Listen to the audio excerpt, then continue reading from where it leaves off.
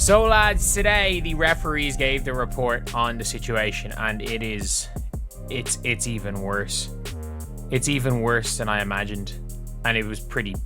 The WNBA referees have finally dropped their official explanation for the chaos in the Connecticut Sun game, and somehow it's even more outrageous than anyone imagined. Their justification for letting Caitlin Clark take hit after hit while defending the very players who targeted her has fans completely outraged. It's not just disappointing, it's proof of exactly what people have been saying for weeks. The officiating in this league isn't just inconsistent, it's corrupt. Why was JC Sheldon's foul upgrade to flagrant one? In the judgment of the officials, the foul by Sheldon was unnecessary. The contact to Clark's face. Furthermore, there was a wind-up and impact, and the contact to face carries potential for injury. How did you come to the conclusion that that is a flagrant one? How did you come up to the conclusion that it was unnecessary? There was a wind-up, and it was to the face. The three of them that is a flagrant 2. By definition, you have described a flagrant. After watching the referee report from the Connecticut Sun versus Indiana Fever game, it's impossible not to ask the question, is the WNBA actively trying to sabotage Caitlin Clark? Because what just came out isn't a report, it's a confession in disguise. The league's own officials dropped what might be the most incriminating document we've seen all season, not just exposing their failure, but confirming the very bias fans have been calling out for weeks. These referees didn't just drop the ball, they threw it at Caitlin Clark and then protected the ones who hit her. Let's break this down, because every line of this so-called explanation just proves how deep the bias runs. First up, the justification for why JC Sheldon's blatant eye poke, with wind up, direct contact, and clear injury risk, was somehow only labeled a flagrant one. The refs literally said the foul had unnecessary contact with wind up and impact to Clark's face, and potential for injury. Sound familiar? Yeah, that's the exact definition of a flagrant 2, but instead of an ejection, Sheldon got a slap on the wrist. They described the crime, then downgraded the charge. Make it make sense. Unnecessary contact. Wind up and unnecessary. The two of those can be a flagrant 2. And face. You have described why was it a flagrant 2. You have just described a flagrant 2 as your answer for why it was upgraded. The requirements for a flagrant 2 are simple. Unnecessary contact, a wind-up, and the potential for injury. The refs actually listed all three in their own words, and then somehow decided it wasn't a flagrant 2. That's not just inconsistent, that's insane. It's like describing a hit and run, and then handing out a parking ticket. The logic here is completely broken, and it makes one thing crystal clear. This wasn't a mistake. It was a decision they made before reviewing the play. This wasn't officiating, it was damage control, and fans aren't buying it.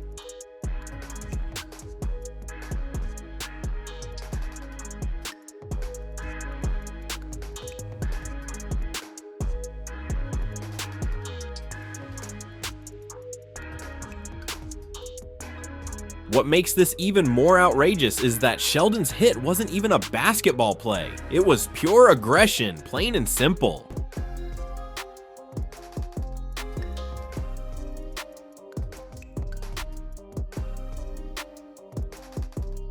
Clark was dribbling with her left hand when JC Sheldon reached across and clawed her right eye. The ball wasn't even close to where the contact happened. This wasn't a basketball play, it was a blatant, targeted shot meant to take out the league's biggest draw, and somehow the referees still downplayed it. Now let's talk about their ridiculous reasoning for not ejecting Wnba after she charged across the court and body-checked Clark to the floor after the whistle. The refs claimed that Mabry's hit didn't rise to the level of an ejection and didn't meet the criteria for a flagrant foul. So let's get this straight. Full speed contact during a dead ball situation apparently doesn't count as a flagrant as long as it's Caitlin Clark getting knocked down. Even casual viewers watching live were shocked. There was zero basketball reason for Mabry to even be near Clark, let alone slam her to the ground. It was pure retaliation, meant to send a message and maybe cause damage. But in the eyes of these officials, that's just tough basketball, right?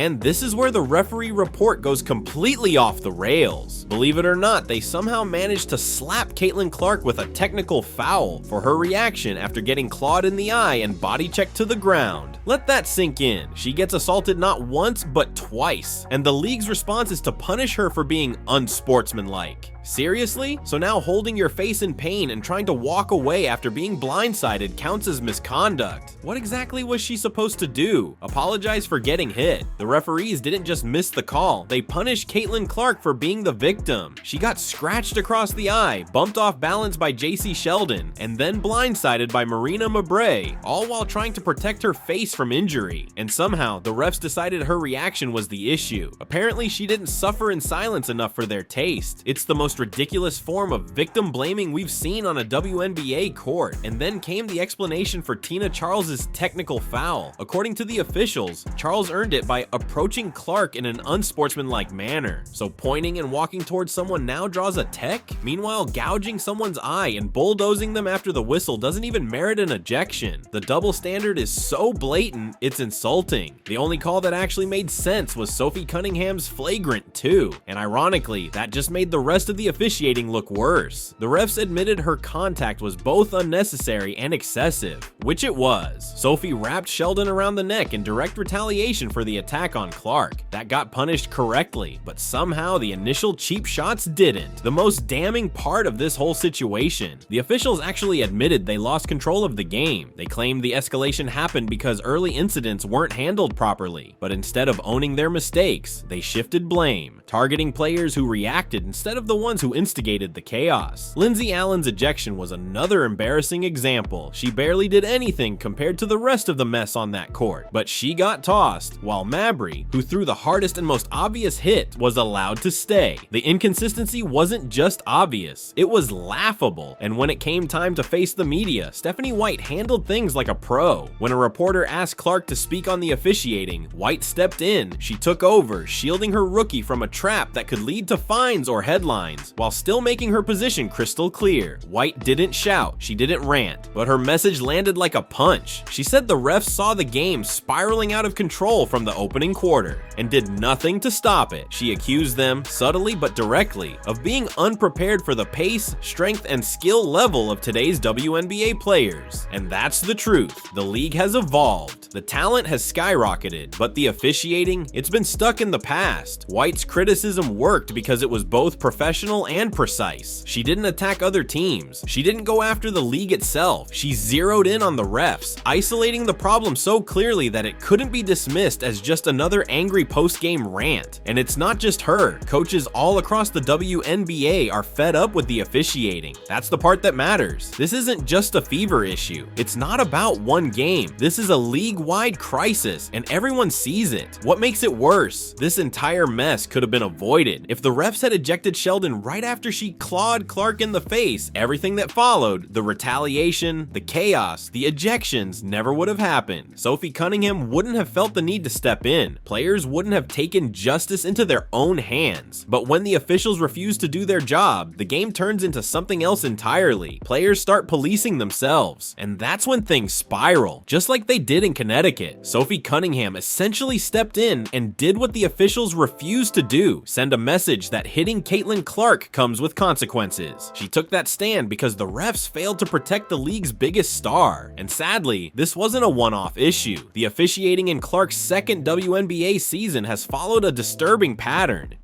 She gets hit with hard contact that would earn other players flagrant fouls, yet when she reacts, whether it's frustration or simply defending herself, she's the one hit with technicals. The inconsistency has become so common, fans now expect it. The rules clearly don't apply the same when it comes to Caitlin Clark, and this problem isn't just staying within US borders. The whole basketball world is watching. International fans tuning in to see how the WNBA handles its biggest star are witnessing what looks like blatant targeting. everything, and it's embarrassing. When refs show obvious bias against the most marketable player in the league, it damages the WNBA's reputation on a global scale. Social media didn't hold back either. The backlash to the referee report was brutal. Fans dragged the explanations, mocked the officiating, and pointed out how obvious the double standards have become. When the refs become the joke of the game, the league's competitive legitimacy takes a hit. But here's where it gets even more disturbing. This kind of officiating doesn't just hurt Clark's image, it actively affects how she plays. When a player knows they won't be protected on the court, they start playing more cautiously. They pull back, avoid contact, and lose the edge that made them great. And that hurts the entire product for fans, not just one player. Worse, it sets a dangerous precedent. If other teams realize they can cheap shot Clark with no real punishment, while anyone who defends her gets thrown out of the game, what's stopping more players from doing the same? The refs didn't just allow this, they created the blueprint. And let's not ignore the money side of things either. Caitlin Clark is a revenue machine. She's the reason arenas are sold out and millions are watching. When referees allow situations that could injure her or throw her off her game, they're not just risking her career, they're gambling with the league's most valuable asset. The fact that this all happened during a nationally televised matchup only amplifies the damage. Casual viewers tuning in to see Clark got to witness her getting physically targeted while officials penalized her. That's not the kind of spectacle that builds loyal, long-term fans. That's the kind of chaos that makes people turn off the TV. There needs to be serious accountability for the officiating crew involved in this disaster. Their report didn't just fall short, it basically admitted they failed, then tried to justify those failures with weak excuses. If that doesn't lead to consequences, what message is the league sending? And the timing couldn't be worse. The WNBA is in the middle of trying to lock down new media deals and prove it belongs in the top tier of pro sports. But when those potential partners see officiating this sloppy, this biased, and this public, they start asking tough questions about leadership and league integrity. Other major leagues deal with referee issues too, but it's rare to see officials outright admit they lost control, then double down by blaming the very players they failed to protect. This level of failure is almost unheard of. It's frustrating beyond words that Caitlin Clark has to deal with this in her second year. She should be laser focused on elevating her game and chasing a championship, not worried about whether the refs are gonna look the other way while she gets hit. And what makes this even more obvious is how differently other players are treated. When lesser known names are involved in skirmishes, the refs usually resolve it quickly and fairly. But when it's Clark, the tension ratchets up, the response gets chaotic, and the outcome almost never favors her.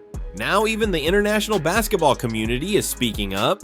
They're watching closely and they're not impressed. The WNBA needs to clean this up before it turns away the very audience it worked so hard to attract. When international leagues and overseas stars witness how the WNBA handles its top talent, it doesn't just reflect on the league, it reflects on the entire state of American women's basketball. This kind of blatant bias doesn't stay locked inside one organization. It spreads, it shapes global perception, and that's what makes this referee report so infuriating. It didn't deny the bias, it practically confirmed it. The officials, in their own words, admitted to treating Caitlin Clark differently, and somehow thought the excuses they gave would make it all okay. It's like someone confessing on camera, then smiling and saying, "But I didn't do anything wrong." The long-term damage this does to the WNBA's credibility can't be overstated. When referees themselves expose their favoritism in official reports, it throws the integrity of the game out the window. Every result, every win, every foul starts to look suspicious. Fans can't trust what they're watching, and that's how leagues lose their audience.